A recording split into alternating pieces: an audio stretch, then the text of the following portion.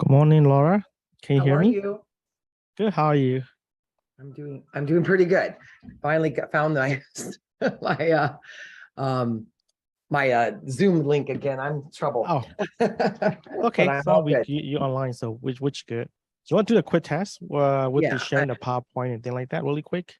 yeah, that's what I'm trying to do right Yeah. now. I'm getting the shared screen going on. I had to make one edit to it. So share, we'll stop. Okay, do you want the desktop? Okay. Okay, can you see that? Yep. I see the PowerPoint. You want to try to play from the beginning, so make sure we will see the full screen. Is it all working? Yeah, but you have to do when you start, Laura, you have to click on the slideshow and this, Oh presenting yeah. as a play from this beginning. Yeah, perfect. That's what we're gonna be. Okay, sounds Okay. good. So wait about 5 minutes. So we're gonna rest a little bit in 5 minutes, and I have Donna comes up to the front and do the intro, and then she's Okay. gonna pass it on to you. Okay. All right. Do we know how many participants we might have right now? Right now we had about 21 in the room right now. Okay. So we still about 5-10 minutes. So people will All come in. right. And can you hear me okay? I hear you loud and clear, Okay. and I see you too. Awesome. Do you see my herbs behind me? Yeah, I see that. My evergreen herbs. Yay.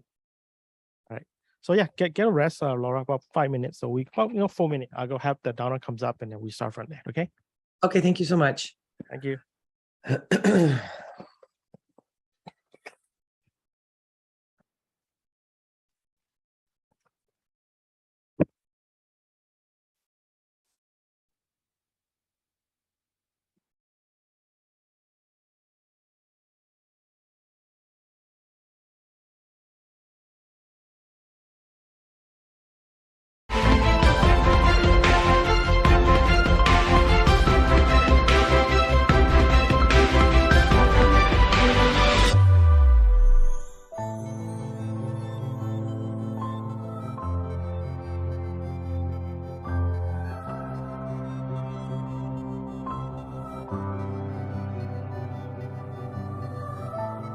And email and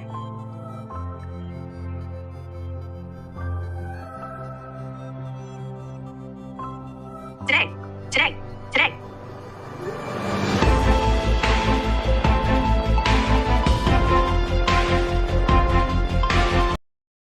Oh, Laura. Hi, Laura. Can you hear me? Hello, hello.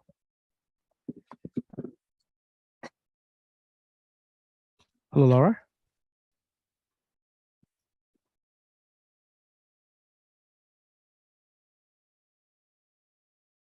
Hello, Laura.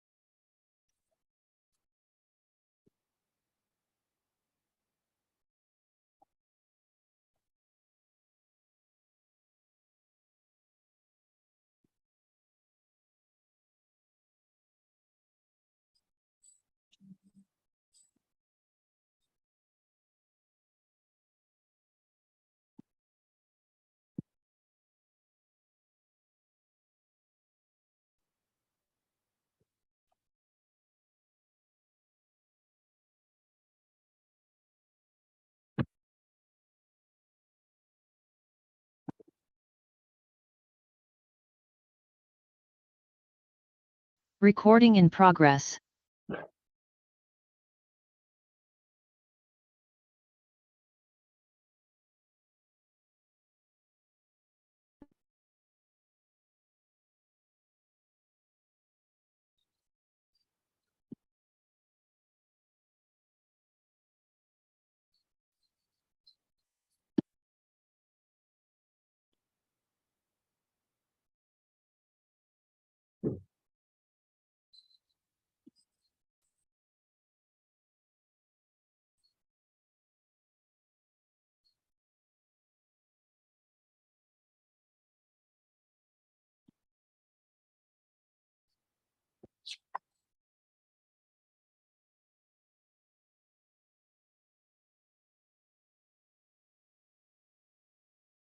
Okay,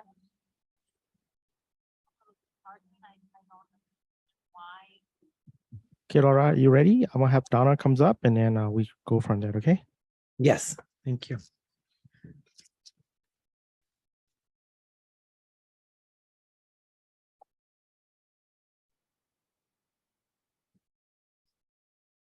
Welcome, everyone. Thank you for attending today's webinar. My name is Donna Chow, and I am your host and moderator for today's class by eVoters, your leading provider of TCM education.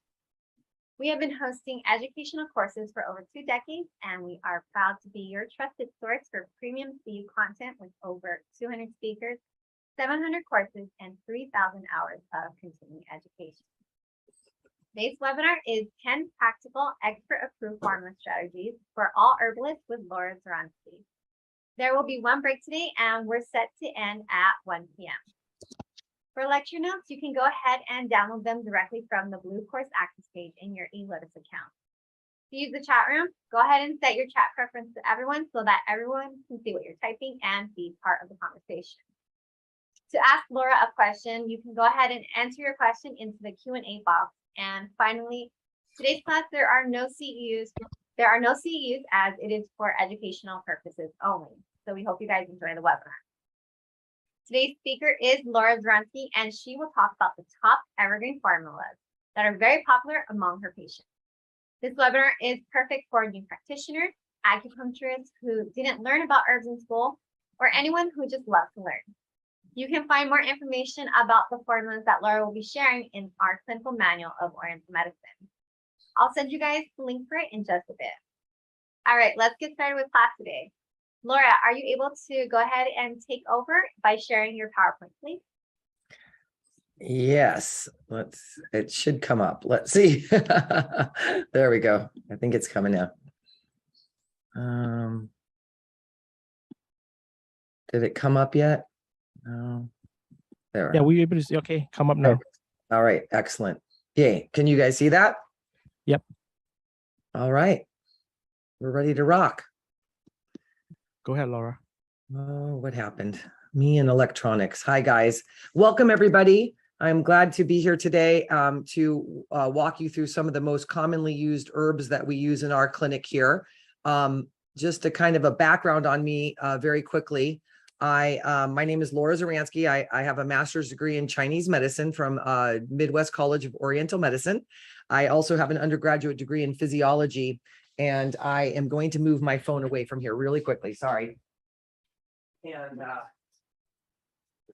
I really, over the 25 years in practice here in Chesterton, Indiana, I have kind of come to sort of support the two medicines in a way that I kind of call macro and micro physiology.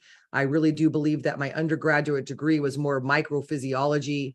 We learn what comes out of those kidneys, calcium, magnesium, absorbabilities, to the filtration of our body's wastes and all those things that we know of. And we understand the microchemicals of that. But I do believe that Chinese medicine is more of what I consider macro physiology, and that's the large picture of how the human body works, that we're an input-output system, and we also have to have flow. And so I've worked and dedicated a lot of my 25 years in practice to the integration of helping to communicate not the differences, but it's sort of like temperature, right? Just because something's hot doesn't mean it can't be cold, and they're part of the same spectrum. So I think that there's a big communications barrier between those things, and I've really dedicated my practice to understanding that. I am in my 25th year of practice, and we have also been using herbals forever. I've actually been studying herbs since I was 20 years old, mostly with Michael Tierra's East-West School course in Western herbalism, and then I've gone on to study more through obviously Chinese medicine, which overall I feel is a superior diagnostic systems, the way that they integrate herbs, the way that we, energetics to temperature to taste to flavor, where Western herbs were kind of behind in that a little bit. And it was a little bit more, I feel a little bit more brought down through family lineage or folklore, without as much obviously background and consistent education and dedication to the classification of herbs and how we classify those. So Michael Tierra was an interesting, I think, start for me, because he's at the forefront of putting Western herbs into the Eastern model. So I have had extensive training in both Eastern and Western herbs, but I use mostly Eastern medicine, TCM, in my practice. Western herbs come into play a lot, though, for the ease of if the client's not with me, if they're a weekend and they call and they can't get into the clinic to pick up an herb, then a lot of times knowing your Western herbs are really helpful to be able to get them to a health food store or to Walgreens or things like this as well, because they are now carrying herbs in those ways. So that's a little bit of me. I have trained with Jimmy Chang. I've done pulse diagnostics with him. I've done a lot of my continuing end with John Chen. And I've been using herbs, the evergreen herbs in my clinic for over 10 years, if not longer. So I really feel that the best thing is they'd always talk about communications here too. And if you've ever read some of the clinical manual of Oriental medicine, you know that Evergreen and Lotus is very dedicated to the communication and understanding of Eastern pharmacology Eastern medicine and Western pharmacology. So I really believe that there's so much benefit to Lotus and Evergreens. So it's a very useful thing for me. The purpose of today is, I feel, to express. I think I passed a thing. Sorry, guys, I'm not excessively techie, so I apologize for that. So let me see if I can get back. There we go. Yeah, so the purpose today was to support the TCM community. I want to make sure that if you guys have any questions or anything, that you reach out, but to support the TCM community in herbology studies, clinical outcomes, and the integration of herbs into the clinical setting in an efficient and effective way. There are quite a few acupuncturists in our area, and many of them do not have much herbal training, so they feel often uncomfortable using herbs, and often even refer their clients to us to be able to do herbal formulas, because they're such a big part of what we do every day. I don't think there's any client that does not actually walk out the door with an herb. It is mostly necessary in most conditions.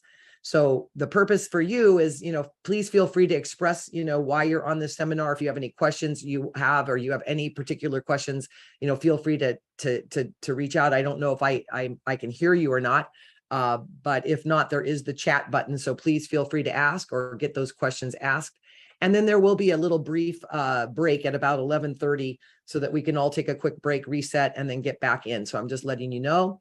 And then just for everybody, if your mics are loud, you got dogs behind you or phones like I just had, we'll try to remove those, but it does happen. So we understand that, no big deal. But again, thank you for being here today, supporting us, supporting me, Evie Herbs, and the Lotus Institute. I appreciate that very much. And I feel very honored and grateful to be here today. So as you can kind of see, I tried to sit here at my desk so that you can see that, we have our little herbal pharmacy behind us. When I first started herbs, I did feel it was a daunting task, even after understanding TCM pretty fully.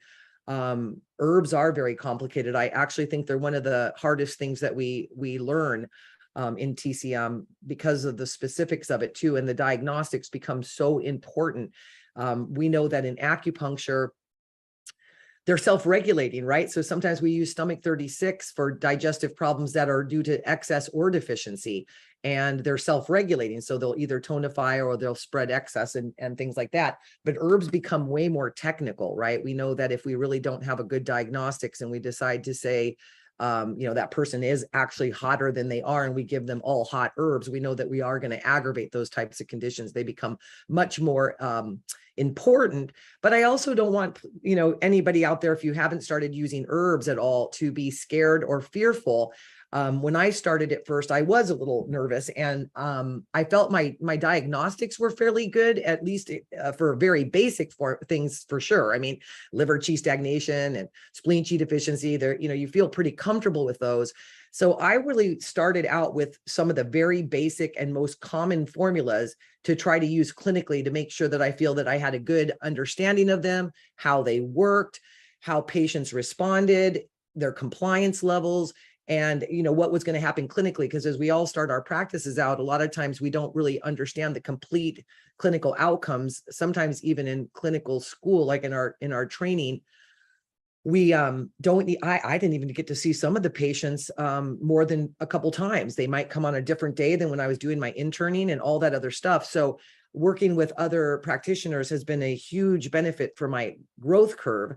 And then also just taking my kind of just getting my feet wet, stepping into it, and trying that to my best degree to feel comfortable with it. So I really want everybody to not be afraid, even though they are hard and they can be technical and they can be slightly difficult, but not to be afraid of trying to use those, especially things like, free and easy wanderers, Yayawan, these basic formulas that do come up. So today I hope to help you understand that, they aren't as scary as they are, and that there are really good ways to use them, even on a simple side, and then getting more and more complex as you get better at your own diagnostics and longevity of understanding our own medicine and our clinical outcomes.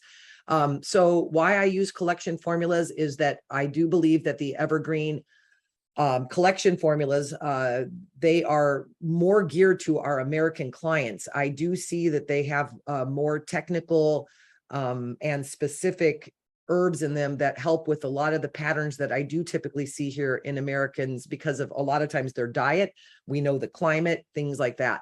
So they are amazing that way. I also use the collection formulas overall, and even EV herbs, because of the commitment to research, and they give a lot of credibility to the use of herbs. They have, the background and all the knowledge that we need to know from even studies that have been done.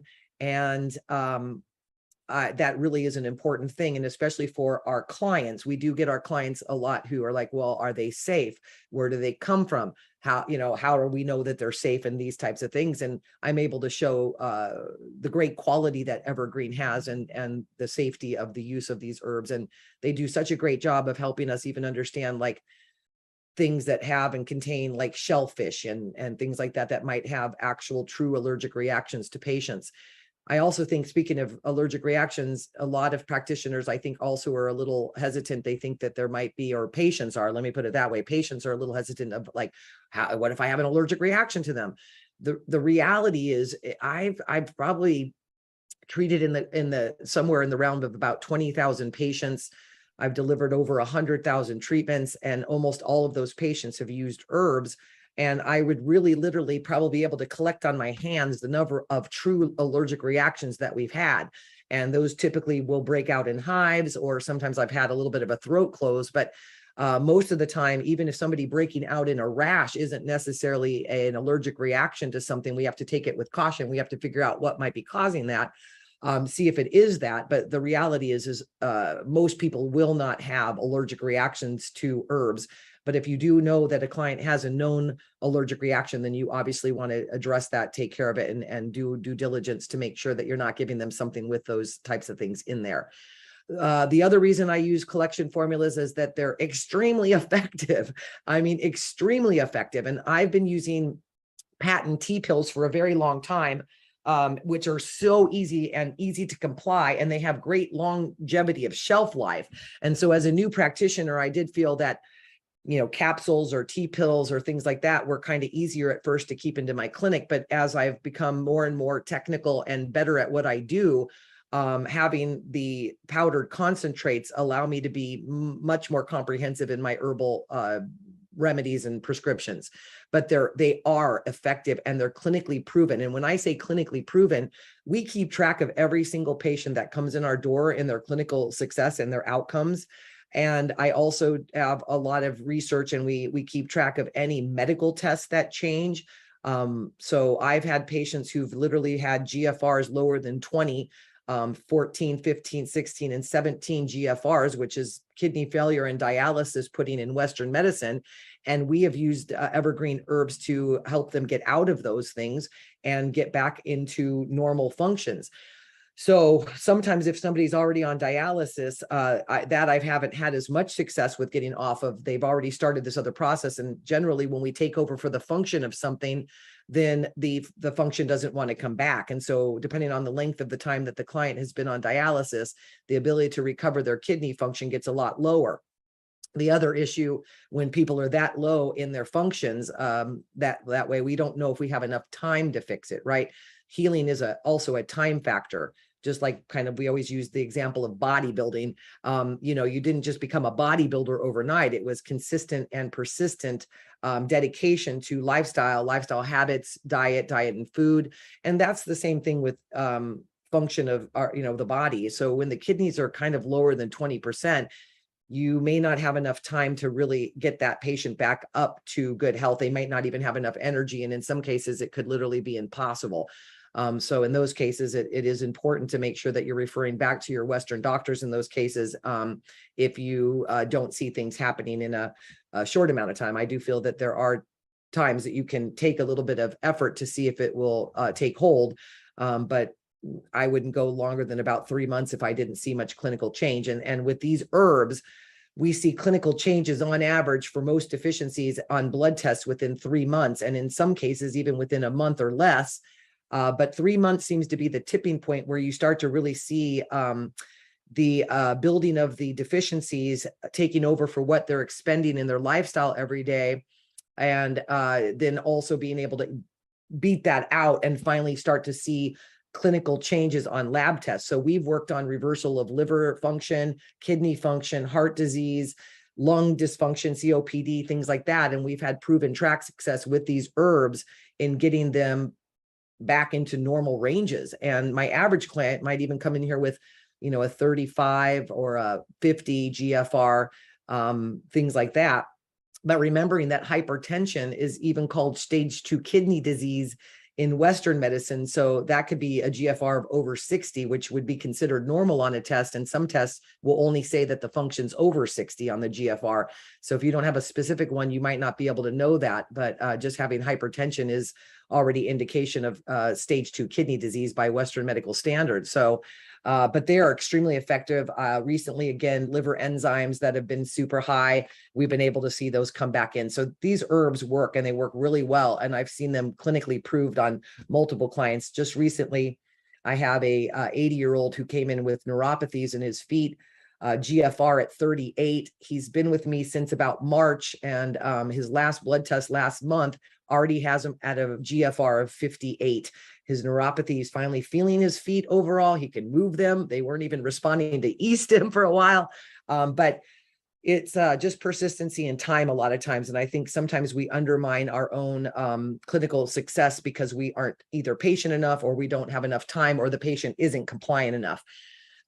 So that is the next step, is that clinical compliance is important. And I do find with these herbals that they taste pretty good most of the time, unless you're using like Wang Lian Shidu San Wan or something like that, super bitter. I taste all the herbs a lot of times when I give them to my patients. We usually give them a little taste tester when we're going to put them on customs, so that I like to mix them up and just take a quick taste before I even give it to the patient, so that I understand the level of bitterness or taste disturbances. If they taste pretty good, like Weepy One or Zhurgan Sao One or something like that, I kind of laugh then when a patient's like, oh God, that tastes bad. But I know then the patient's going to have maybe a hard time. I'm going to have to talk to them more about it.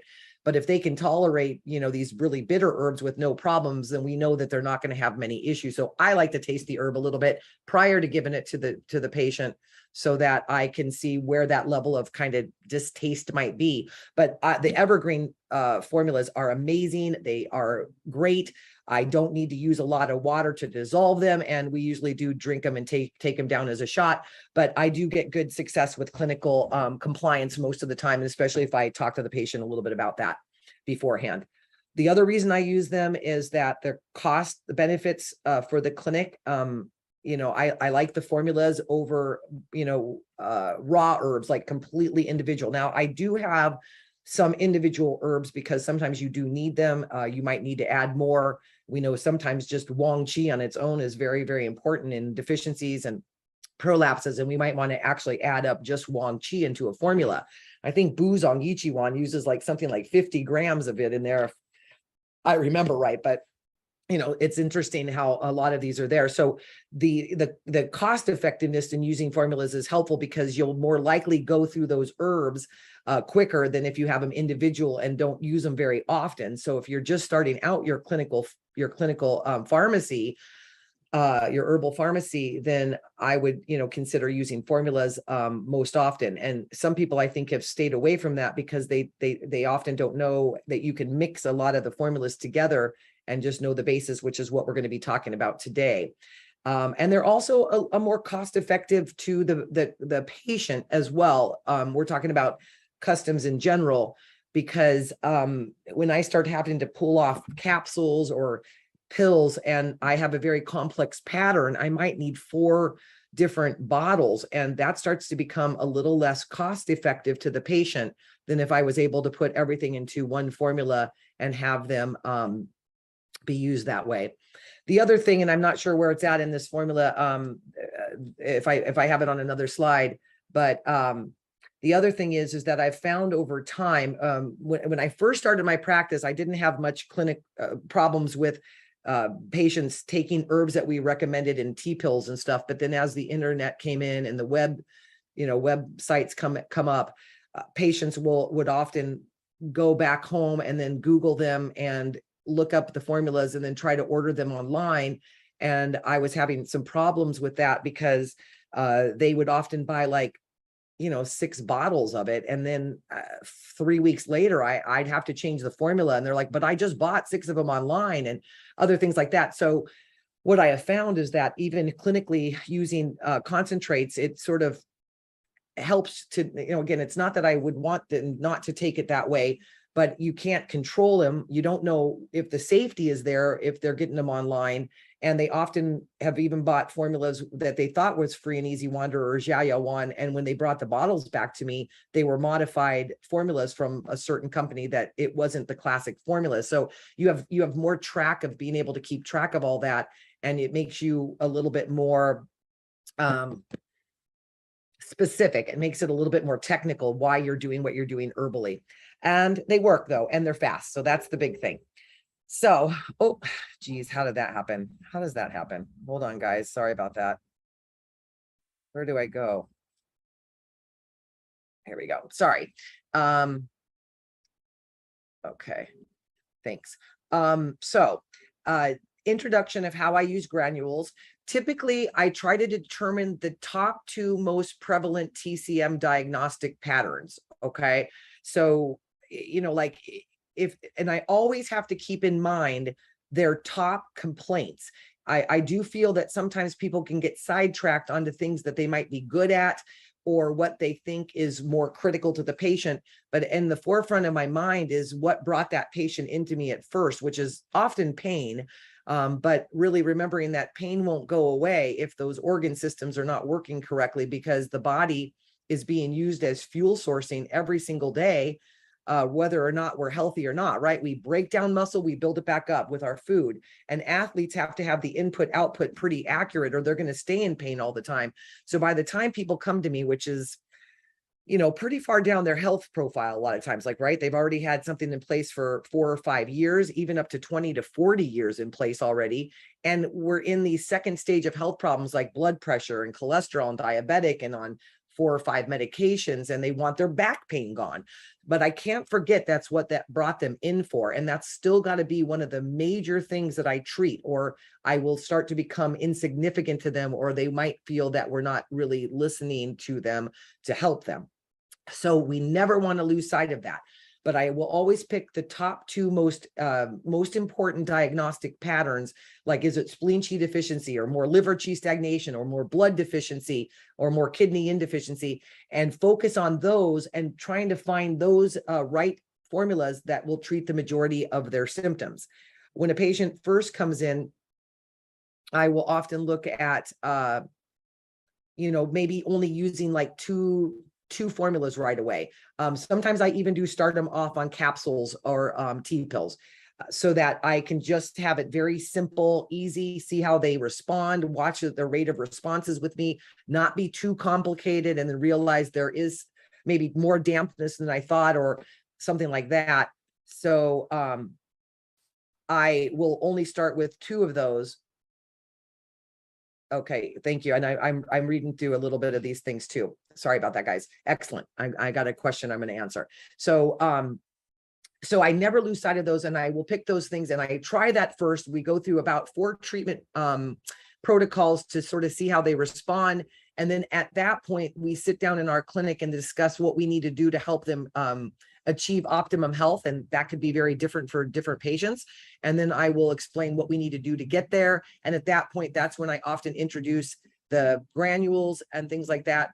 And because most of the time people have 6 to 8 patterns of TCM. It's really true, from liver qi stagnation with spleen qi deficiency, dampness, blood deficiency, kidney qi deficiencies, heart excess, heat, right? They have these complicated patterns, and we don't need to address every single one of those TCM patterns. We need to pick the biggest ones that actually work on the majority of problems. I kind of consider it like a assembly line. When you start to address the major problems, the rest of everybody kind of comes into line. So somebody on the webinar asked, please explain more about your kidney protocol for low GFRs. And so it is a combination of everything. I use TCM to its complete fullest in our clinic. We use, acupuncture and moxibustion. We use herbs. We use Tui Na. We'll use exercise, diet, lifestyle habits like meditation. And in some cases, we actually have to look at astrology because honestly, I will tell you that wind and damp aggravate people's conditions on any given day more than anything I've ever seen. So we are going to go a little bit more through the TCM protocols or what I do for kidneys. So when we get to that point with the kidney DTX, we will talk about that a little bit more.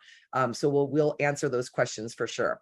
And then let's see, I also have to consider like the age of the patient, the length of the problem, any medical interactions, their diet, what their lifestyle is like, do they exercise or not? And I also will always try to address the excess first. And this could be with acupuncture.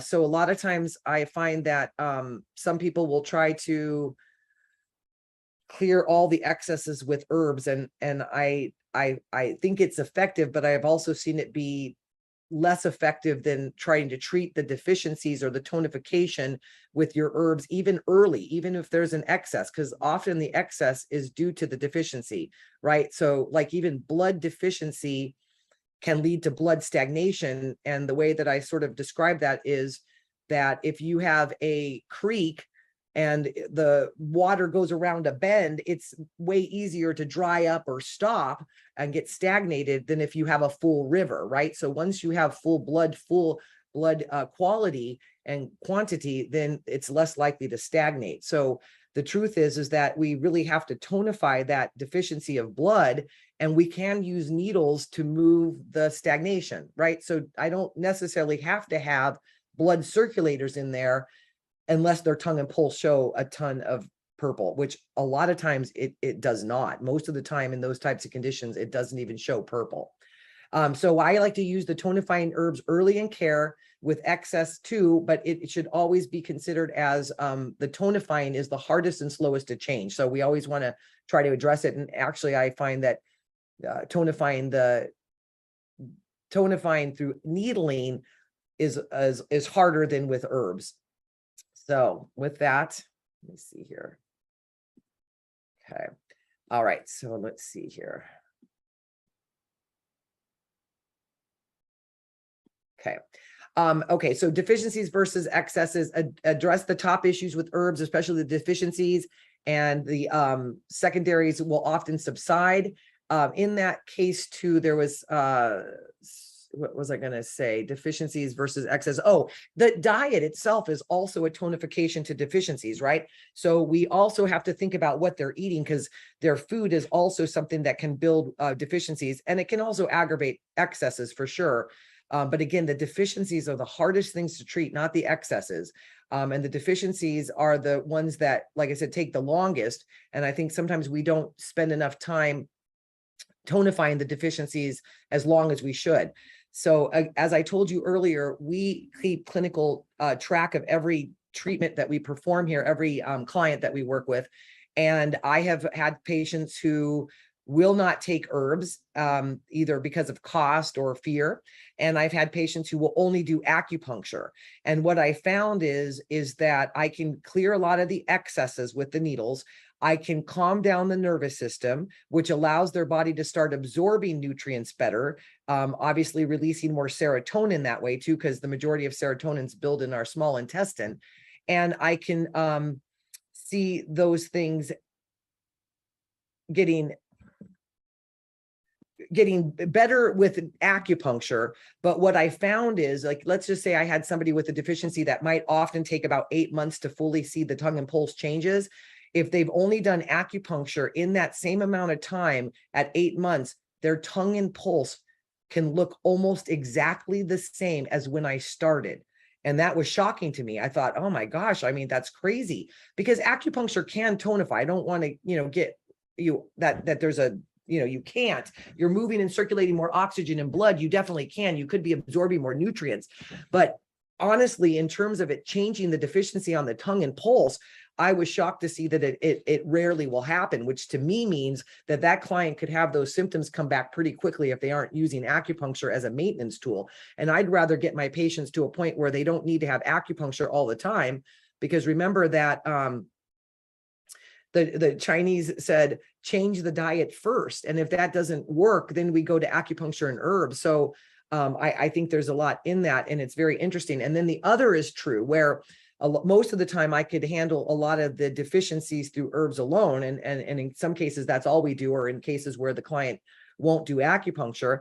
And what I found is that it will work to change the underlying condition and symptoms, but it takes 2.5 times longer. And it will take 2.5 times longer for them to often even see sometimes physical changes, symptom changes with deficiencies we're talking about. And then they might not be compliant, because if in a month they are like, well, I don't see anything happening to me, and I don't think these herbs are working. And that's just not true. I mean, we might look at the tongue and pulse again, and we can start to see that they are building. But if you have to work from the ground up, sometimes you won't see the clinical outcome for 2.5 times, sometimes longer, than using acupuncture too. So we here use at our clinic acupuncture and herbs in almost every case, because in almost every case I have is they're necessary. In kids, not always. Sometimes in certain conditions of excess, sometimes obviously acute conditions like wind cold or wind heat, herbs alone might help too, and you might not even need acupuncture. But the other thing that we can do to tonify is also to use moxibustion, right? So that is a huge part of our practice, and I think a major important part of helping patients to get out of deficiencies quicker too. And we even have patients go home with moxiboxes. So excesses do respond great to acupuncture. So most of the time I just clear the excesses through needles, maybe gua sha, cupping, electric stim, exercise, possibly things like that. If the major problem and the tongue and pulse show mostly excesses, then I definitely will be using excessively used herbs. I'm not saying that they don't happen and I don't use them. I use them. It's just that more often the herbs are very important for the underlying deficiencies. So let's see here. The other things I have to consider in using herbs is the length of the problem. So the longer the deficiency has been in place, the longer it usually is to recover from that deficiency. But it's not always true. I know I hate to be like that, like that's not always true, it's true. But we know that not everything is foolproof and that there's always an exception to every rule. But the reality is that, yeah, if a patient's had a kidney problem in place for, 40 years, they're typically going to take longer than somebody who just got diagnosed with a thyroid dysfunction or something like that. That often can go a little bit quicker. If I've caught patients early in care before, like when they just found out that their TSHs went out or things like that, and I get them on Thyroforte, which is one of the formulas we're going to be discussing today, right away, I have had them change that condition within 1 month. Okay. And get their numbers back into range. Now, that doesn't mean they're off of herbs at that point yet, but at least clinically, I'm starting to get them into ranges that will make them less likely to have to go down the Western medical path. If they can see results that quickly, then sometimes they're more compliant, especially the patients who don't really want to take meds. Since we're talking about the thyroid a little bit right now, if patients have been on sometimes like Synthroid or Levo for, 4 or 5 years, I have found it a lot harder to get them off of them.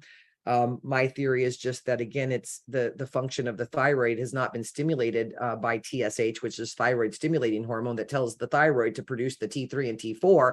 And if that's been shut down for 4 or 5 years, sometimes it doesn't want to come back up. It doesn't really want to get stimulated again. Maybe there's been lack of blood circulation to those areas too long, but it does become harder. However, in most cases there, I've seen them be able to stabilize their condition better. And we are going to talk a little bit more about that down the road as well. So excesses do usually take, they're faster. I've seen in 4 treatments, blood stagnation, sometimes almost completely gone, excessive heat, liver heat, things like that be gone. Now, deficient heats, again, it's a deficiency. It takes longer. It will take longer to tonify if we have a deficient heat condition. And it's not uncommon to treat deficiencies with the same formula for months on end. I've worked with a lot of herbalists too, who are like changing their herb formulas every week, addressing the little nuances of the symptom that they're having that week or things like that. And I found them only chasing symptoms then and not really ever getting to the core of the problem. So I sort of jokingly say that, spleen chi deficiency is spleen chi deficiency till spleen chi deficiency is gone. And how do we know that spleen chi deficiency is gone? Is that the tongue shows that it's a nice pink color. It's not pale. It's not swollen, not soggy pulses, not deficient pulses, things like that. That's what we're talking about when we're saying that it's not there anymore. And then blood deficiency does typically take again, in clinical outcomes, we have to be realistic a lot of times, right? Things do take time. So I don't always have to have everything done in a short amount of time. Or if I shove 10 treatments together and just to try to treat the symptom that also is due to a deficiency that's going to take time, I might end up doing 10 or 12 or even sometimes 20 more treatments than I needed if I could just explain to the patient that part of this is a time factor, consistency, not perfection, and that we're going to be using this until these symptoms are starting to abate, and then obviously that the tongue and pulse are gone.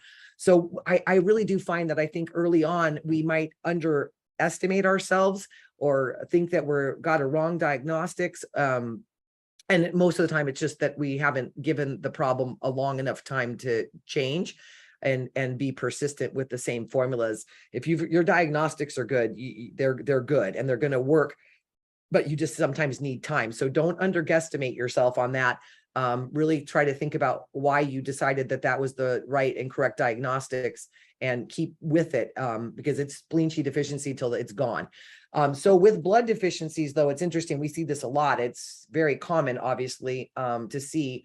And what I found is that through herbs like Siwuan or things like that, it takes me about maybe on average 3 months to see a very, very thin vessel start to look more like an actual vessel. So that's kind of, again, my tipping point. With deficiencies, you will see a lot of changes in about 3 months. So hold on to a little bit and keep your treatment strategies.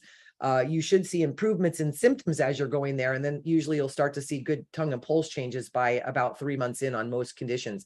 And just so you know, what an average patient here might do if they have kidney chi deficiencies with spleen chi weakness, liver chi stagnation, maybe they're on 1 or 2 blood pressure medications, maybe they're taking an antidepressant, these are a common patient. They might need about 32 treatments, maybe even 38 treatments or so. I start with often twice a week for 8 weeks in most conditions. And we will often see a lot of positive changes in that period of time on the deficiencies of that. And so that's where we really do start. So if you're trying to figure out, when I say about 3 months, I want you to understand that patient, my average patient, may have already had 16 treatments in 2 months, and then they might start to go to weekly treatments. And so they would have another 4, which makes it about 20 treatments in 3 months. And they've been on herbs that entire time. And we've seen a lot of positive changes on blood work tests and then also in tongue and pulses by that point too. So that seems to be the tipping point. Things do go quicker. I've seen things go very fast, and I've seen things take a lot longer than sometimes I've thought. As you get into what you're doing more and more, you'll start to realize that there are just certain conditions and a few people who will take longer than the average patient. But really, honestly, most people do change in about the same amount of time. Energy is energy, and it takes that same thing. It has a lot to do with compliance, diet, lifestyle habits, and things like that, how much stress a person is under, and all of that. And then we have to take into account, obviously, the age of the patient. So this will determine a lot of times the amount and dose of an herb or the herb formula. So generally speaking, I use 3 scoops, and I don't know how many you guys work with Evergreen, but they typically send us with their little scoopers. So this is what we give to all of our patients. And when I'm talking about scoops, I am talking about the Evergreen scoop that I get with their formulas. And we usually even have them flat. And for me, clinically speaking, and then cost effectiveness and things like that, I find that 3 scoops twice a day with most of my formulas will work on most patients. And there is more information in that clinical manual that they have. And I think there might be a link at the end of this for you guys. In there on page 13, they get very, very specific about dosing amounts. So I really feel that you can kind of look that up. What these grams, this is about 4 grams, 3 scoops. Okay, just so you know. So they're taking about 8 grams, my average patient. And even, Evergreen suggests that anywhere between 6 to 10 grams daily doses is effective in most conditions, and obviously more or less depending on the size of the patient, the severity of the problem, whether it's acute or chronic. And in some cases, I will use 5 scoops twice a day in very severe conditions. But sometimes the steadiness of an herb might matter, right? Like it might be more important for that person to get 3 times a day to kind of keep pushing that body forward, because herbs are like food and they do get out of our body much quicker, and way quicker than drugs a lot, right? I mean, as a matter of fact, the lifespan of an antidepressant is 3 months in the body. It has a 6-week half-life. And that means it takes about 3 months in total to finally purge completely out of the cell. There's been some drugs, diacylstilbestrol, that was given back in the 60s and 70s to prevent chronic miscarriages in women. It finally got pulled off the market because it was causing so many problems of infertility, uterine cancers, inverted uteruses, and no uteruses, and infertility in the female offspring of this drug, diacylstilbestrol, DES. And they have found that chemical load has stayed in the genetic linkage of 3 generations past the mother who took it. So interesting stuff. Now, we know that not all herbs are safe, right? I kind of always jokingly say that, like, to dissolve a gallstone, which is actually usually a calcified thing made with calcium, which is very alkaline, you're going to have to use pretty acidic things, pretty acidic herbs. So, if you take those for too long, they can become too acidic in the body, and it is really an acute condition. So, not saying that all things aren't like that, but we do have a nice track history with herbs that have been safe and proven for long periods of time. And they do get out of the body much quicker. They act more like food. So in that case, occasionally the steadiness of the herbs might become more critical than having a bigger gap between the two. I also like to use the herbs more like, you might take your herbs in the morning. Maybe somebody takes their herbs at 8 in the morning. I want the next dose, if they're taking it twice a day, maybe around 2. I don't want them to go to 5 or 7 p.m. It is too far. And I always say that these are functional herbs. So we want them while the body is in function, not at nighttime when it's supposed to be at low function. So let me see here too. I'm just going to make sure. Thank you. And she's sending out some info there too. Great. Excellent. So, and then older patients may need herbs longer than younger patients, but that's not always true. I have found that, when I first started my practice 25 years ago, even children weren't engaged in as many medications. They weren't on as much ADD, ADHD meds, or even now, girls are at the age of 13 are getting put on birth control pills. And I'm seeing girls at 22 now who can't get pregnant. And I've not seen that until the last maybe 7-8 years. And so so now I'm finding that a lot of kids, when they used to respond a lot quicker, are not responding as quickly anymore. And it has a lot to do with, I think, the chemical load that they're in, the stresses that we're under, and also vaccinations. And I'm not here to be on a vaccine front in any way, shape, or form. I believe in choices in general. But my point is that the children who have been either maybe damaged by vaccines or overloaded with them, it has compromised their immune system a lot. And in some cases, I've had to tonify children for almost 2 years to get their immune systems back up to not get chronic colds and flus and infections and things like that. So what used to take me 3 months takes me sometimes now 2 years. And that's the only real good explanation that I can find, is that they're on chemical load. I have 3 children myself who I grew up with TCM. They that's all they really know.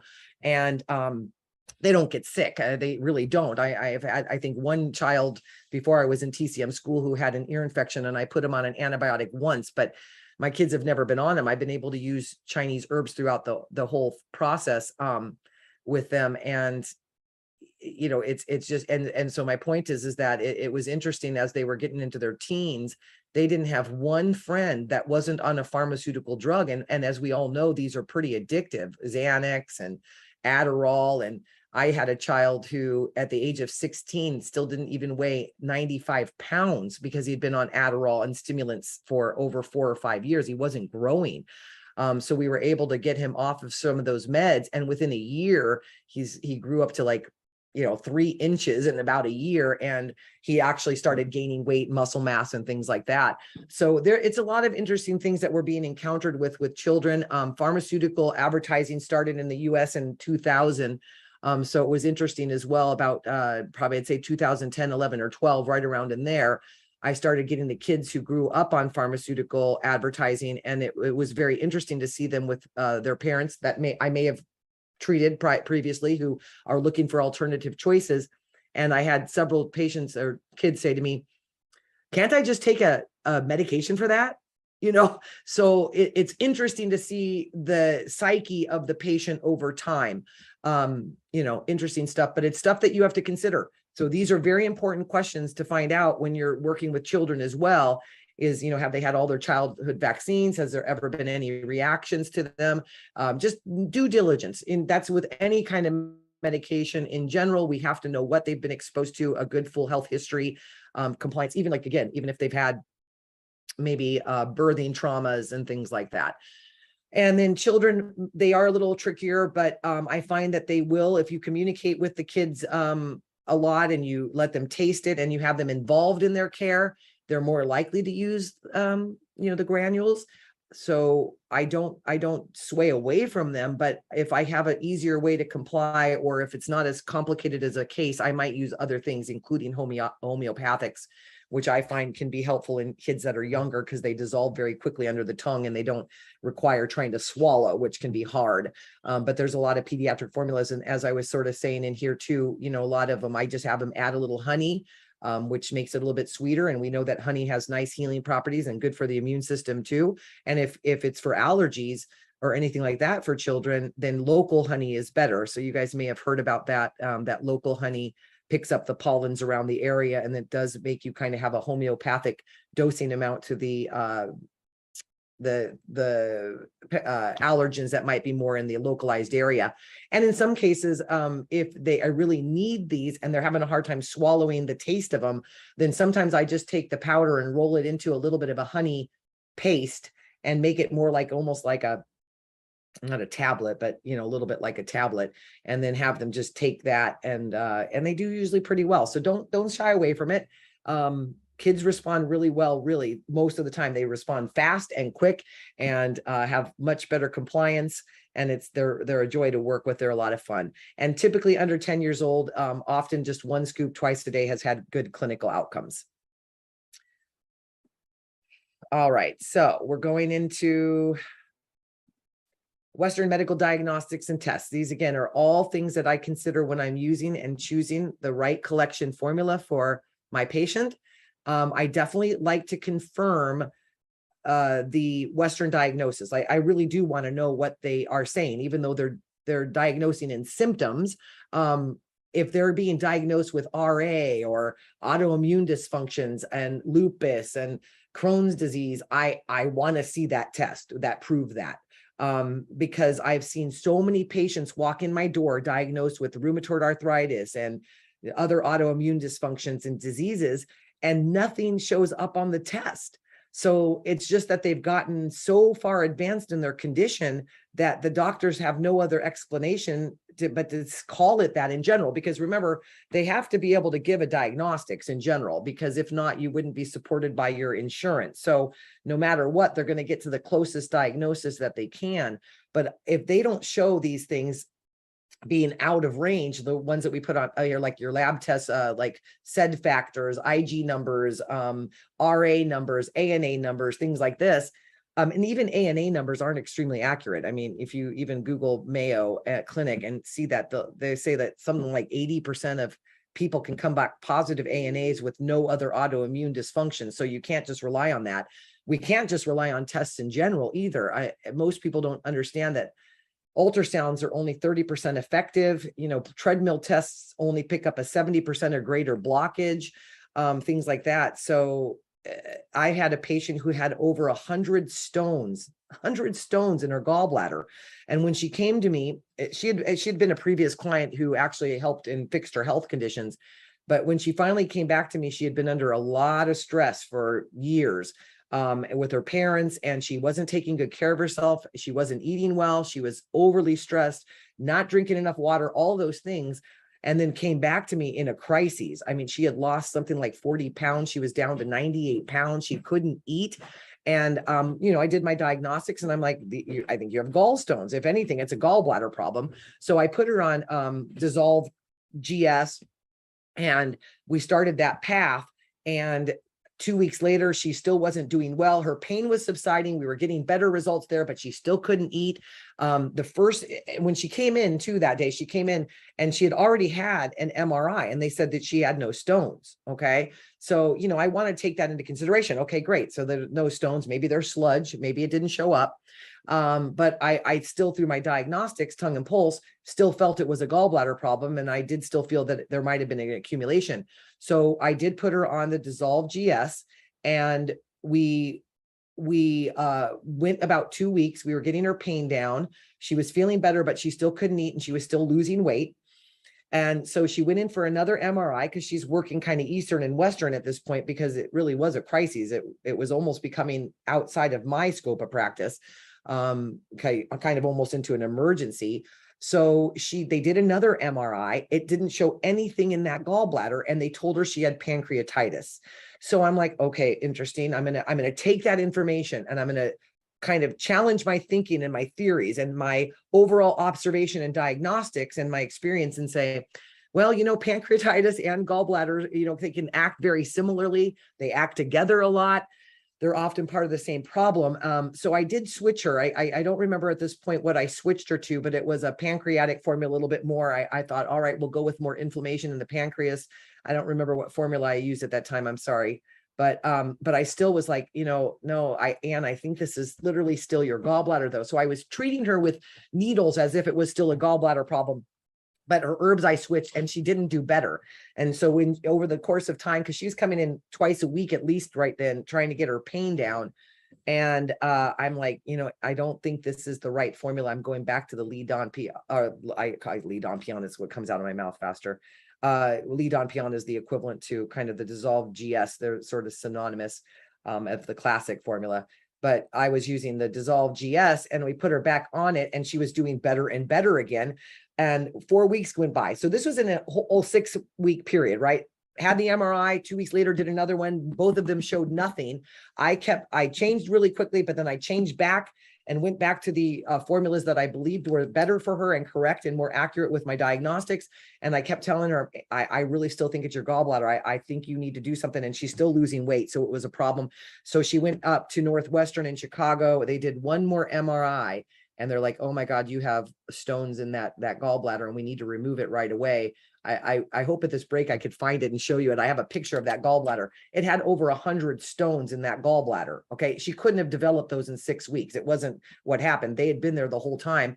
And that's really when I found out for the first time in my entire practice that MRIs are only 30% effective.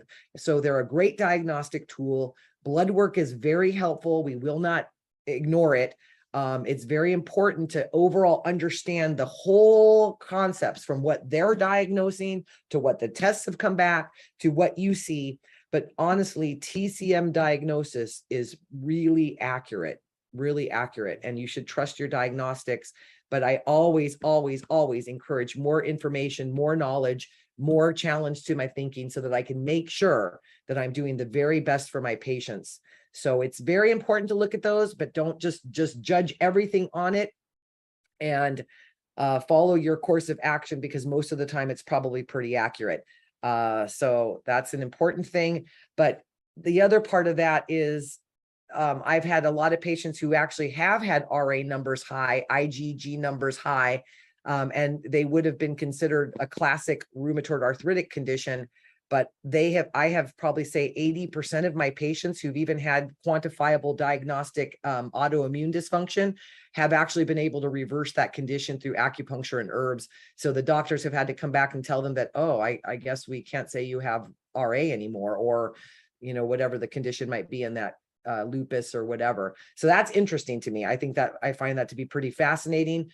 So I don't just also go, geez, that's a death sentence, or it might take longer than you think. It's just that the body may have broken down so bad that the whole immune system has gone haywire, crazy, and the numbers are out. They're out of range. But it doesn't necessarily mean it was a true Jing problem. It doesn't mean it was genetically driven. It could definitely be still driven by diet and lifestyle alone, and with a predispensity towards going into that realm of inflammation. So that's an interesting part. So medications, the amount and type of medication the patient is on is also very important for your diagnostics and what you're going to choose in your medications. Treating the underlying TCM diagnostics. I have to move something because I can't see my slide. Sorry, guys. Let me see if I can move that a little bit. Yeah, a little bit there. CCM for balancing the body, but avoid known similar herbs to the med. So in that case, if somebody is on a blood pressure med, I may not use like with the classic collections formulas that Evergreen has, like Gentiana or Gastrodia, until I'm trying to reduce that medication. So I might be going after the kidney yang deficiency and the dampness with the underlying herbs, which then, even though they treat that, right? Like they do treat that condition. If you look at these indications for something like, kidney yang tonic, or even in the classics of patents, they would be like Jingwei Shenqiwan or something. It does treat hypertension and, thyroid dysfunctions and even diabetic conditions, but it's not its major function. Its major function is to tonify the kidney systems. So that happens even with acupuncture, right? You can calm the nervous system down. You can treat blood pressure that way. You can deal with the nervousness there. So it's not that we don't do some of those points. It's just that I won't start to use herbs like that until I absolutely need to, and start to have what I kind of consider more of the symptom treatment of it, but it's not, because obviously like even Gastrodia gets to damp heat, right? Which is an underlying condition for hypertension as well. But it does have a little bit more direct impact on trying to reduce the blood pressure. So what I typically find again is that we'll start to see deficiencies change within 2 to 3 months. So that's when I'll start to use maybe the reduction of meds. Again, I won't take people off of meds just to take them off the meds. We fix their problems and it starts to naturally happen. We have to be skilled in those processes, but not everybody might work in the way that like we do in our clinic. Maybe they don't want to be involved in that, but we will only help patients who want to find either alternative approaches. They don't want on those things maybe anymore. They want to fix their underlying condition and understand it might change. So for example, also I had an older woman who was probably 75 years old, and she was coming into me for pain, and she was actually responding pretty well, even without doing too much in terms of underlying deficiencies yet. She was responding really well to acupuncture, and she wanted to do some care for her pain, but she did not want to really fix the underlying pattern. That to me makes her condition more stable longer. If you fix the pattern, then the symptom stays away for much longer, like years and years. But if you don't, then we're managing symptoms still a lot. So she didn't want me to do that. She didn't want me to put her on any known herbs that would help her to reduce her blood pressure. I didn't go into telling her that acupuncture alone could do that. But it can, right? I didn't do like LI11 and stomach 36, which we classically know can help bring down blood pressure, or ear points that are known to bring down blood pressure.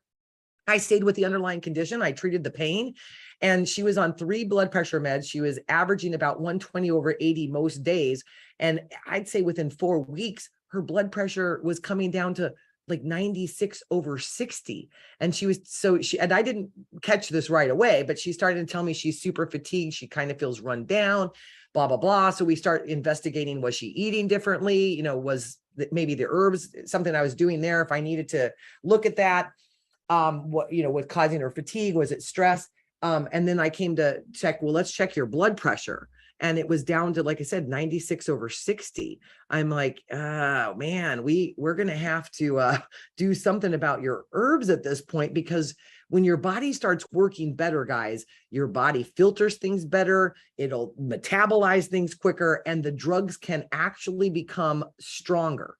Okay. So it was making her blood pressure come down too low.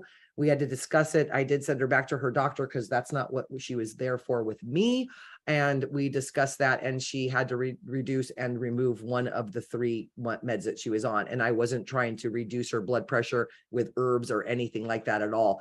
So interesting stuff. But once we start getting to the point where we're reducing those medications, and coming off of things like maybe an ADD medication and things like that, then I might be more addressing the actual symptom of it with some of the herbs that are known to kind of even create more acute or symptomatic changes faster. Okay. All right. So let's see here. Let's get here. Understanding herb and drug interactions, right? So I really feel that it's more of my ethical responsibility to keep up on continuing ed in herb drug interactions. That's really why I'm with EV Herbs mostly. They're one of the best places I've ever found to learn the most about herb drug interactions, but I truly am the one who's introducing those things into their life, not the other way around. So I do feel it's my ethical responsibility to have a pretty good understanding of meds in general, what they are, what kind of herb drug interactions there can be, avoiding obviously known blood thinners if they're on blood thinners, knowing which herbs and herb formulas do that. And there's a lot of information with Lotus and Evergreen, so that you can really do a good, thorough job, even if you're a young practitioner, in avoiding those types of things. And then sometimes if they're like, I've had patients who come to me like, I stopped my blood thinners because they're hurting me, and I keep breaking out with these bruises, and I don't ever want to take it again. And there's a reason that they put them on that, though, right? I mean, there's sometimes a reason that they're putting this person on a blood thinner.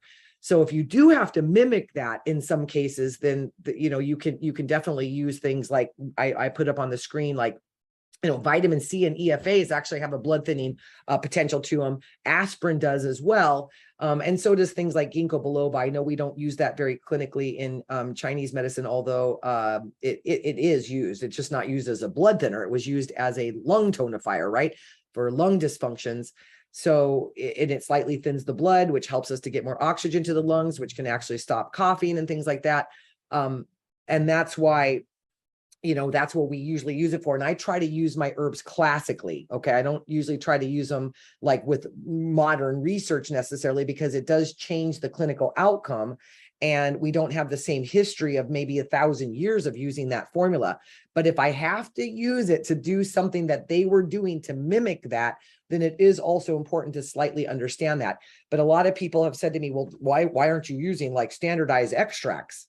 Okay, that's an interesting thing. Why aren't we using a standardized extract? Well, if you understand standardized extracts, what they did is they're taking out the ginkgo sides and they're pulling it out of the ginkgo, and they're making sure that there's exactly 500 milligrams of that one thing.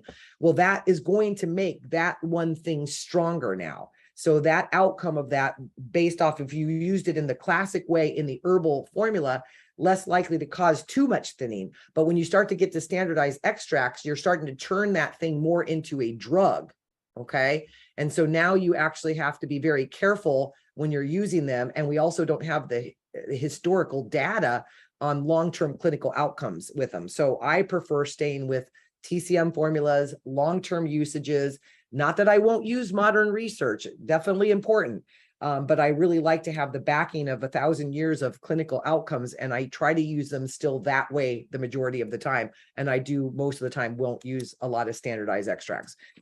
That's just me. So, and then removing a medication that's effective, like I said, you might want to look for that thing. You might need to have something happen like that. Like when I'm getting somebody off of Xanax, sometimes I'll use the Calm ZZZ, but I also might even use something like skullcap, which is a Western herb, but man, it works effectively. And also even green tea produces GABA in your brain, which is what Xanax does. So if we can get people on green tea, we can also help them to produce a little bit more GABA so that they're not having this big crash coming off of these types of medications. The other things to consider is what the patient is doing. The worse the diet and lifestyle are of the patient, the more and more intensified the herbs need to be, or maybe the longevity of them, or it's going to take slower or longer. It's very important to always discuss the diet with them, making sure that they're not doing too many weird things that might kind of counter what you're trying to do. Like, for instance, that we do know that dairy is known to produce mucus. I mean, that's one of its properties, is actually to produce mucus. It's also a growth factor for babies, right? So it actually is an endocrine developer, and with things like human chorionic growth hormones. Growth, yeah, like it has growth factors in there. I can't think of the name right now. But so dairy does have this natural growth thing, and they often use it in severely debilitated, emaciated, and yin deficient conditions, but it does produce mucus. So if the patient's coming to us for chronic sinus problems, congestion, and all of that, and we don't discuss dairy with them, we're just contributing to dampness on a daily basis and trying to get rid of it with herbs. Sometimes it doesn't even really work. On that note, though, with this is very interesting. People have come to me for weight loss, and I used to, go after the pattern, to do, the damp clears, the spleen tonifications, whatever we have to do. Maybe it's kidney yang deficiency, thyroid's out, something like that. And I found that I didn't have as much clinical success until I started adding circulation herbs in there, which is very interesting. So herbs that move the blood, like circulation, which is the collections formula, or in the patents, it's Shui Fu Zhu Yuan. But when I started adding a blood mover, it mimicked exercise, and it went and moved the blood around the body more. And actually, I feel help the body pick up dampness better, clear it, and move it out of the body. So that was a very interesting thing. And they don't often have blood stagnation showing up on the tongue in this condition, but the dampness in and of itself is creating blood stagnation, even if it doesn't show up on the tongue. And so when I started adding circulation formulas to sort of mimic exercise, especially if the patient can't move because they're in pain, then I had more clinical success with getting rid of dampness. So that was an interesting find. And stress is also a conditioned response. So, we can continue to de-stress our patients through acupuncture and herbs, but overall, our job is to teach. That's what the definition of a doctor really is teacher. And so if we don't educate our patients on that stress is innate, right? Because survival is, I'm gonna, I got to survive. That is innate. We build very strong chemicals, adrenaline and norepinephrine and cortisol and higher levels of testosterone and estrogen and progesterone. And we don't teach them that calmness is a practiced art. Then we really are doing disservice to them, because that is a really daily practice, or maybe even weekly practice, that we need to do to counter the stresses that we can never remove from somebody's life, right? So don't forget about those other 8 modalities out there that actually help our patients get better. You don't always have to go after herbal sources or acupuncture sources. I do also use ear tax a lot in stress conditions and things like that. That helps. I may help to teach my clients how to use them so that they have another tool at home. But I really believe it's important to help our patients practice the art of calmness. And again, when we're in our parasympathetic nerve system, out of the fight or flight responses, that's where we're making normal fertility hormones. And again, fertility is 30% due to stress because we're putting up testosterone levels at superhuman rates. And that 85% of the serotonin is made in our small intestine, right? So if we're not calm, we can't make serotonin. It's actually calmness that helps our body to produce it. So these are very important things to help our clients understand for our overall clinical success and even having our herbs work better. Dosing amounts, 20, like, so again, at first I might not use 200-gram formulas, but once I know what I'm doing and I have a pretty good solid pattern, most conditions could be responsive to at least a month worth of herbs that I won't maybe change that herb formula right away. So usually I'll make a 200-gram formula, and we'll use 3 scoops twice a day with most patients, which we talked about is about 8 grams of dosing in a day. So 4 grams twice a day.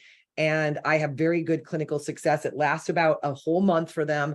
And if I do have problems with my underlying, formula, and I need to use something like the Magnolia Clear Science or the Pereira Clear Sinus, then I can always give them to do that on the side as well. Like I can either have them add a little extra into the formula that they're already taking, or I can give that a little bit on the side to treat that condition a little bit more frequently throughout the day. Because sometimes with allergies, I may want them to do 2 scoops 4 times a day to help the symptom of it more, as I'm still treating the root of the problem with maybe a little bit of that in there. But if they don't have many symptoms and I'm also using acupuncture and I'm getting their diet to change and they may be on vitamin C, which helps their immune system and also thickness of the phlegm, then I don't over address the symptom unless I have to, because the symptom's there. Then I can actually use that a little bit on the side, and it really makes it easy for me to do that with powdered granules. It's very effective. Again, that is on page 13, the dosing amounts of things. So you can look at that again. In acute conditions like a wind cold or a wind heat or something, sometimes 50 to 100 grams is often enough to give to a patient. Sometimes those only last, the condition only lasts about 3 days. So, they might only need 50 grams. But in typical, they wouldn't often need more than 100 grams in like a wind cold or a wind heat formula. Or what I'm trying to think what else that might be acute. Sometimes a gout, or in terms of shingles. So those can often be under 100 grams and have good success without anything more than that. So those are kind of common for me. And then remembering that, you want to look at the percentage of the formula that you're used based on the chief complaint. So I'm going to get the biggest underlying pattern, and I want to address that the most clearly, which I would call my I can't think of the name today. The primary driven formula. I might have around 50 grams, maybe 40, maybe 60. It sort of depends on the severity of the problem. And then I'm going to look at the secondary complaint with about maybe 40 grams of that. Then I'm getting into 20 to 30 grams of some secondary and tertiary complaints. And then maybe I might have 10 to 20 grams of supporting herbs to make up that 200-gram formula. Okay. So people, I think I was a little hesitant to use formulas until I've actually done more studies with Evergreen and with other practitioners at Lotus and things like that. And that is that they do often use formulas. And I was a little hesitant at first because I was like, wow, wouldn't it be better to just use the individual herb and then make up the formulas? But the truth is, I think that the formulas are clinically easier, very successful, and pattern driven that lead to really great success. And I think my biggest concern at first was, oh my gosh, well, what if I give them too much Dongwei or something like that, right? Because Free and Easy Wanderer has it in it. So does Women's Precious Tea Pills, Bazangsan.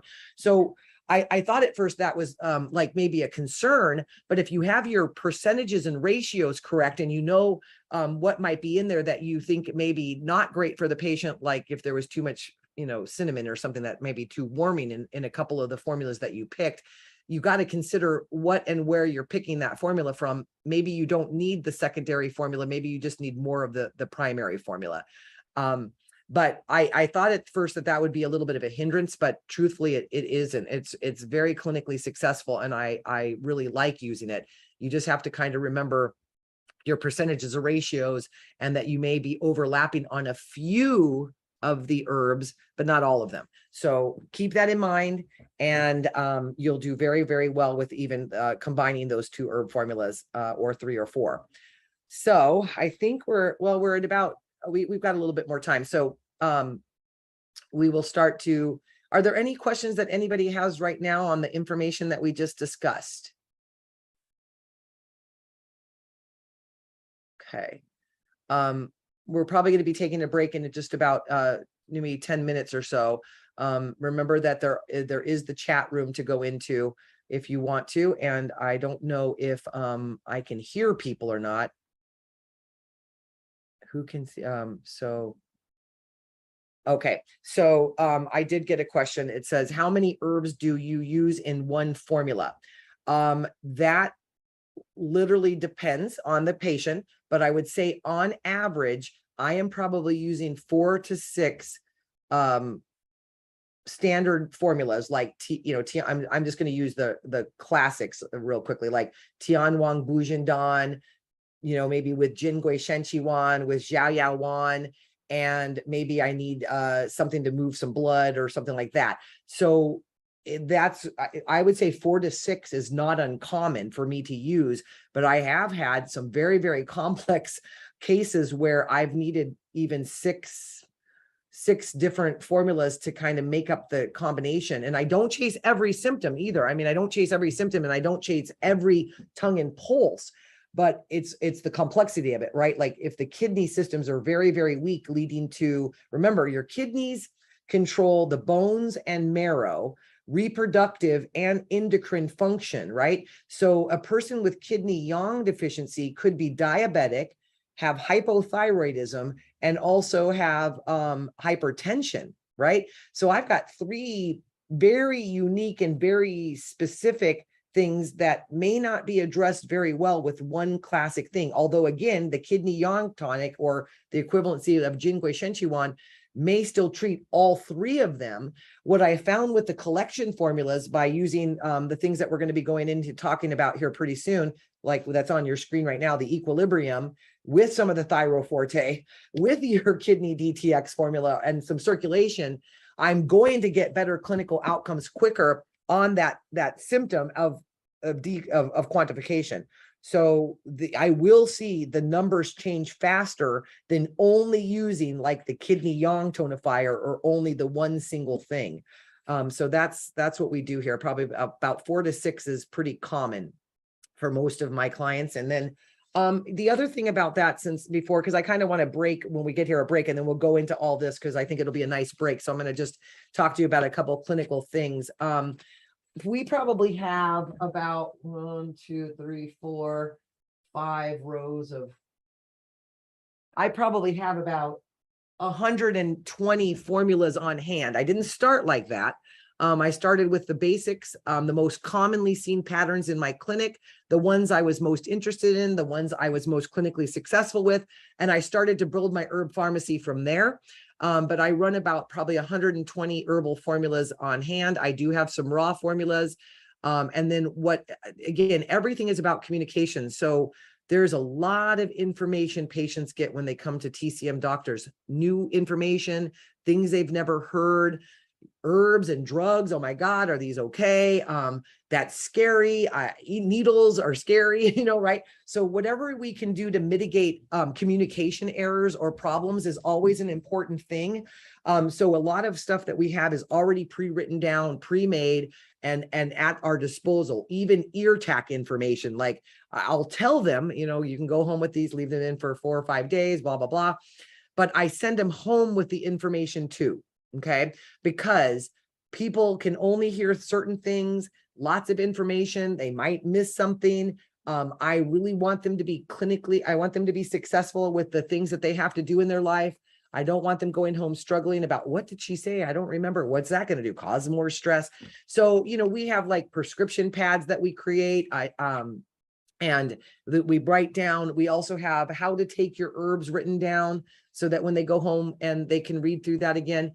But I always do still like to communicate with my patients what I expect, what to expect. what's going to happen, or any concerns like, yeah, get those ear tacs out, within 5 days. I don't want them actually, having a problem with them, by staying in long and then causing an infection, or in this case, herbs and drugs, right? Like, we don't want them to take them together at the same time. So I will tell them, because it's important that I've explained that to them, and it allows the client to be able to communicate any concerns with me first, than to just give them the paper and leave them to go. And then you don't know maybe what their concerns are. But always, whatever you can address correctly and efficiently is always in your best interest, because a lot of times, most of the time, I have found that what I have to do is establish trust with my patients, right? I'm the one who's introducing new and weird things with them, or it's foreign and unknown. And if it was so good, then why doesn't everybody use it? Or why didn't my doctor? Now, we know that doctors in Western medicine are getting way more on board with what we do, but it's still a trust issue. I mean, I've had patients who completely trust their doctor, who nicked their nerve and they can't walk anymore, and still go to them. And we as Western or Eastern doctors sometimes have a little bit of an issue with that. So everything I do is about establishing trust. So whenever you have known expectations, like, wow, we're going to give you Wang Lian today, and it's going to cause you to be having slightly loose stools, this is normal and expected, right? The interesting thing about Wang Lian, right? Like, so if we have all this phlegm stuck in our lungs, you know how much energy it takes to even cough that all up, right? Oh my God, it takes a lot of energy, and it hurts. And sometimes it's even sore, and our ribs get sore. Wang Lian is such a beautiful formula, because it helps to push that phlegm down and through the digestive tract and out the body that way, which actually saves the patient from actually it all coming up and out of the body. And that does happen while we're healing, that the phlegm, as somebody's getting better, the phlegm, if it's doing the right things, it will try to start to make its way up and out the nose. So the end stage of a wind cold sometimes is the last thing, is that the fluids are coming out there. And sometimes patients think like, I'm getting sicker. We're like, no, that's actually better. It's coming up and out, and your body's actually in the final stage. It's not here anymore. It's just coming up and out the body, because where is it going to go? It has to come out. But that's why I love like Wang Lian, truly, because it helps to force it down and out. But they think maybe they could think that that's a side effect or an unwanted response. So if I don't let them know that you could possibly have loose stools from using this formula, then I'm going to lose clout, or they might stop it and they might not use it in the right way. So whenever you can help those patients understand the expectations on what's going to happen, it's a lot better. So one other quick example on communications is just that I find that on the second and third treatment in a row, so I've had a patient, the first treatment in, we needle them, half of them don't even feel the needles going in. And I'm a free-handed needler. I don't use insertion tubes. And they don't feel them, right? But the second and third, I'd say 80% of my patients over the period of my career will say, oh, wow, gee, Laura, I feel them all going in. Why do I feel them all more today? And, I don't really have a great explanation scientifically, but I do believe that their body is so deficient the first treatment that we sort of stimulate that healing potential, and then they feel them more, and then it sort of slides down again, and then it kind of starts to inch its way back up. I think there's a big swing that happens in those first few treatments.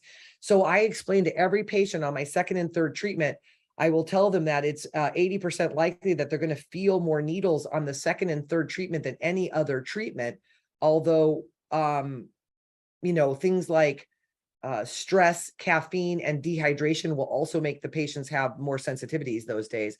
But I explained this to them on the second and third because it's harder to go back. Like if you needle them and they're all like, oh my God, they all hurt. Why do they all hurt? And you knew it. And then you say, oh yeah, that's normal. Yeah, that happens. Then why wouldn't I have told them that to begin with? Right? Because it gives me better clout. It's more forthcoming, it's more accurate, and it's truthful, and I have nothing to hide. That is part of the reactions to what can happen.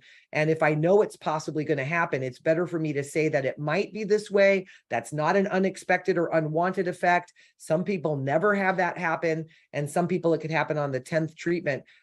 Is much better for me and helps me to establish trust in my relationships with my patients. And I will even tell them things like, I don't know the answer to that. And that is, I will look into it though, because I'm a person of truth and seeking knowledge. every bit of information always helps me to challenge my own thinking and make sure I'm doing the best and accurate conditions. I'm not afraid of not knowing something, and you should never be. I think it's a disservice to clients if you don't sometimes say, I really don't know that, but I'm going to find that out. And at this point right now, I'm going to say, don't do something if I don't know. But there's no harm in being honest and real with your patients, not scary, but real and honest with them. It helps you to establish a better relationship. And on that same note, I do work with associates. I have in 25 years, I've had about 18 years with another Chinese medical doctor with me. So the other part of that is if I needled them the first treatment and then the acupuncturist needles, the other doctor needles them on the second treatment and doesn't say that to them, they might associate no pain with me and pain with them, and then not be as likely to want to work with them. And in our clinic, we're not practitioner specific. We work together as a group, and I might needle one day and they might needle one day, and I do exams, things like that. We'll switch it out a little bit, but I don't want somebody completely reliant on me because TCM works, right? It's not me. I want to be a good doctor. I want to be able to impart good treatments, but TCM works if it's delivered correctly by anyone. So what we want is to make sure that people understand that it's Chinese medicine that works, not necessarily the practitioner. In some cases, I will honor the respect of a patient, if they really only want me but we're going to start to ask, well, did something happen with your other doctor? Did we have any concerns? And I also want to be able to leave or go on vacation or, deal with my aging parent or something on occasion. So I don't want my patients to be thinking that I'm the only one who can deliver successful treatments. So that's why we communicate everything here, maybe too much communications, probably TMI, but very necessary and important things for good clinical success and trust within your office or within your practitioners. So we're about at the time to take a little bit of a break. And when we come back, we are going to be going over many of the herbs that we have on the board. These won't really take tons of time. There's a lot of information on them.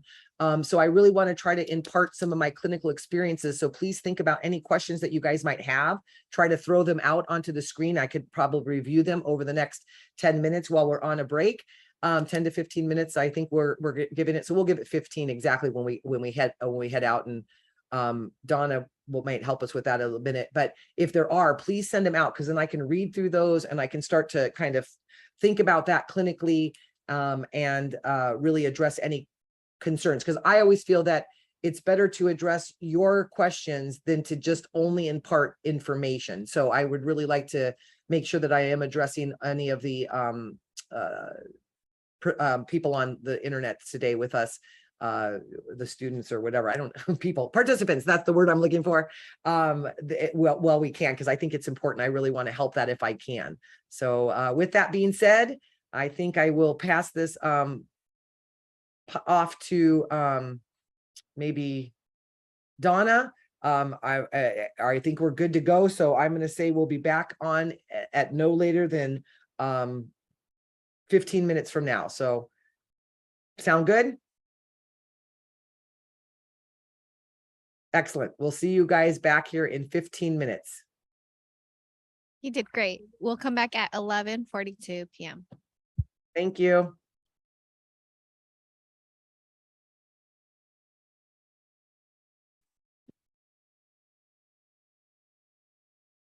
Recording stopped.